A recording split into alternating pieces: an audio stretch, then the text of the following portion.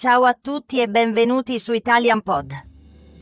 Oggi preparatevi perché affrontiamo un tema che fa discutere, divide e, diciamolo, a volte fa anche un po' arrabbiare. La mentalità da ricchi contro quella da poveri. Ma attenzione, non parliamo solo di soldi, Parliamo di come pensiamo, di come affrontiamo la vita, le sfide, le opportunità. E per iniziare, vi racconto una storia vera, quasi da film. Marco e Luca. Due amici cresciuti nello stesso quartiere, stesse scuole, stesse possibilità. Oggi Marco gira il Mediterraneo in yacht, mentre Luca si lamenta del sistema e di quanto sia tutto ingiusto. Cosa è successo? Perché due destini così diversi? Oggi lo scopriamo insieme. Ecco, questa storia mi fa sempre riflettere e a voi ascoltatori chiedo subito, secondo voi conta di più il talento o il modo di pensare? Scrivetecelo nei commenti o pensateci mentre ascoltate, perché oggi, spoiler, non è solo questione di fortuna o di essere nati nel posto giusto. Francesca, partiamo? Sì, partiamo subito con una specie di tabella mentale, come se fossimo in un documentario. Allora, mentalità da ricco. Io creo la mia vita. Ogni problema è un'opportunità. I soldi lavorano per me. Investo in conoscenza. Mentalità da povero. La vita mi accade. Il mondo è contro di me. Io lavoro per i soldi. I corsi costano troppo. Vi suona familiare? Guarda, io per anni sono stato nella seconda colonna, Poi, anni fa, ho conosciuto un imprenditore che mi ha proprio spiazzato. Lui diceva sempre: se pensi in piccolo, resti piccolo. Se pensi in grande, magari non arrivi in cima, ma vai molto più lontano di quanto immagini. E lì ho iniziato a cambiare prospettiva. Non è stato facile, perché le credenze che ci portiamo dietro dalla famiglia, dalla scuola, dalla cultura, sono fortissime. Sì, la responsabilità personale è un tema enorme.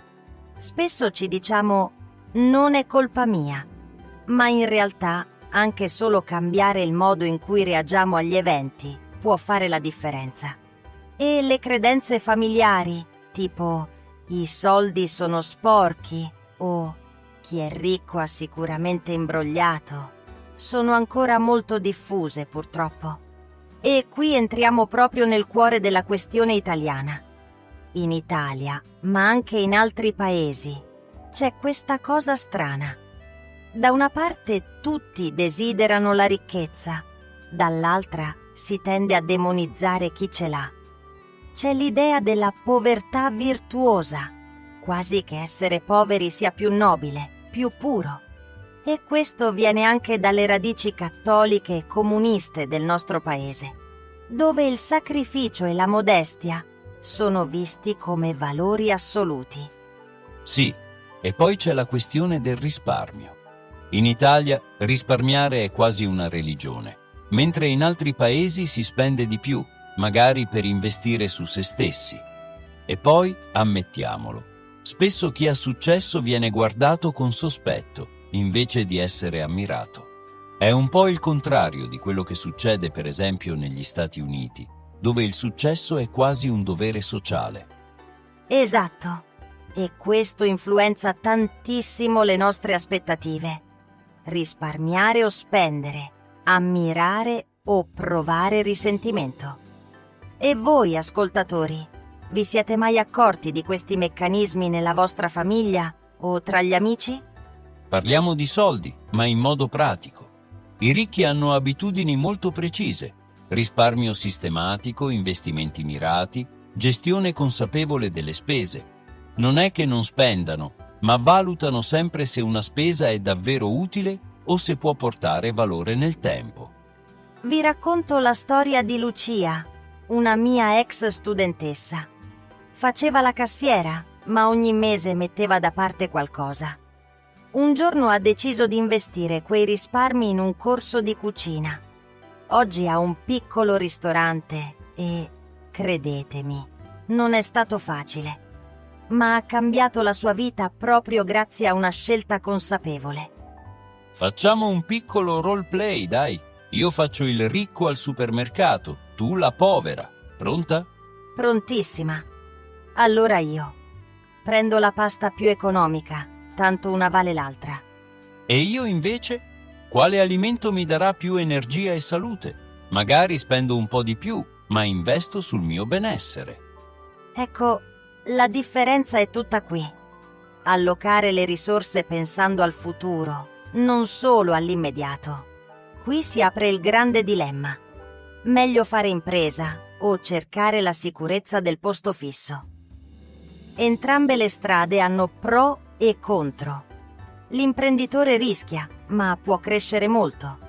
Il dipendente ha più stabilità, ma spesso meno libertà. Io ho avuto uno studente, Edoardo, che lavorava come cameriere per pagarsi i corsi di lingua.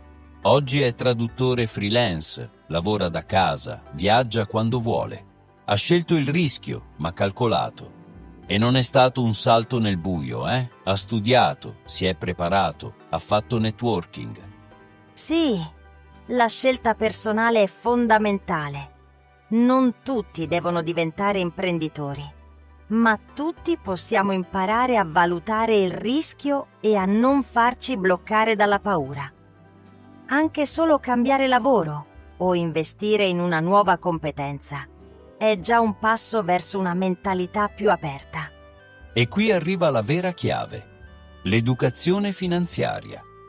In Italia purtroppo se ne parla pochissimo, sia a scuola che in famiglia.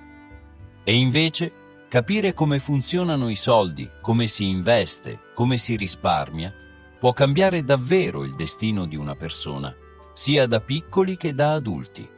Facciamo un quiz veloce.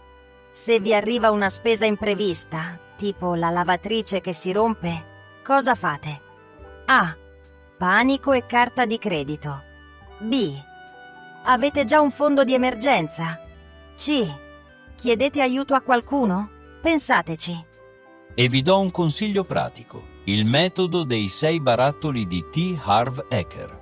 In pratica, dividete le vostre entrate in 6 barattoli virtuali: spese necessarie, risparmi, investimenti, formazione, divertimento e donazioni. Così ogni euro ha già una destinazione e non vi trovate mai senza soldi per le cose importanti. Provateci. Parliamo di abitudini. I ricchi leggono libri, fanno networking, si aggiornano costantemente. I poveri spesso passano ore davanti alla TV o si isolano socialmente. Non è una regola fissa, ma la tendenza è questa. Sì, e imparare non finisce mai. Io, per esempio, ogni mese cerco di leggere almeno un libro nuovo, anche solo per cambiare prospettiva. E tu, Francesca, hai un libro che ti ha cambiato il modo di insegnare? Assolutamente sì. Padre ricco, padre povero, di Kiyosaki. Dopo averlo letto, ho iniziato a insegnare italiano non solo come lingua, ma anche come strumento per migliorare la vita, per aprire nuove opportunità. E voi, ascoltatori, che abitudini avete? Siete più da libro o da serie TV? Adesso un po' di lessico utile per chi vuole pensare da ricco. Parole chiave: liquidità, patrimonio, networking, crescita. Sono termini che sentirete spesso se vi avvicinate al mondo della finanza o dell'imprenditoria. Facciamo un esercizio. Prendiamo una frase limitante, tipo «non ho soldi». Come la trasformiamo? Come posso creare valore? Oppure cosa posso imparare per migliorare la mia situazione? E dal punto di vista grammaticale, il congiuntivo potente è fondamentale. Penso che io possa farcela, invece di non ce la farò mai. E usate il futuro per proiettarvi avanti. Investirò in me stesso. Acquisterò corsi invece che... Insomma, pensate in avanti. E ora la sfida per voi. Per una settimana tenete un diario delle vostre decisioni quotidiane. Avete pensato da ricchi o da poveri oggi? Scrivetelo, anche solo con una parola. E spendete 10 parole nuove in conversazioni reali, magari quelle che abbiamo visto oggi. Arricchite il vostro lessico, perché anche il linguaggio cambia la mentalità. E se volete condividete sui social una vostra azione di investimento su voi stessi, usando l'hashtag #IriItalianPodRicco. Così creiamo una community di persone che vogliono crescere insieme. Per chiudere, vi propongo un esercizio motivazionale. Scrivete una lettera al vostro futuro sé, immaginando dove sarete tra un anno con la mentalità giusta. Non importa da dove partite, ma dove decidete di arrivare. Come dice un vecchio proverbio italiano, che in realtà non esiste ma suona bene, Sì, la potenza delle credenze è incredibile. Se cambiate il modo di pensare, cambiate anche il modo di agire. E piano piano cambiate la vostra vita. Non è magia, è solo allenamento mentale. Allora, grazie per averci seguito. Se vi è piaciuto l'episodio, condividetelo con chi volete aiutare a cambiare mentalità. E ricordate, la conoscenza è l'unica cosa che raddoppia quando la condividi. Francesca, è stato un piacere come sempre. E a voi ascoltatori buona riflessione e alla prossima puntata di Italian Pod. Ciao a tutti e non smettete mai di credere in voi stessi. Arrivederci!